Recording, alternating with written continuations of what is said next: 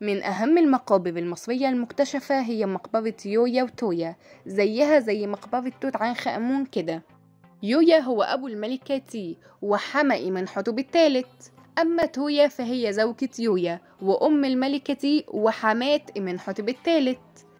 تم العثور على محتويات المقبرة في وادي الملوك 1905. من أهم القطع اللي تم العثور عليها في المقبرة هي الأقنعة اللي لا تقل في جمالها وإبداعها عن قناع توت عنخ آمون. القناع ده ليويا مصنوع من الكرتوناج المذهب، وملامح الوجه منحوتة بدقة، لأن ده بيسهل على الروح التعرف على الجسد في العالم الآخر حسب الاعتقاد المصري القديم.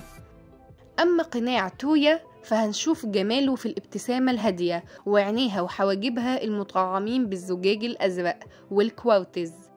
ما تنساش تعمل متابعة ولايك وشير، ولو انت على اليوتيوب تشترك في القناة وتستنى الفيديو الجديد. دي كانت حكاية قناع يويا وتويا، نتقابل ان شاء الله في حكاية جديدة.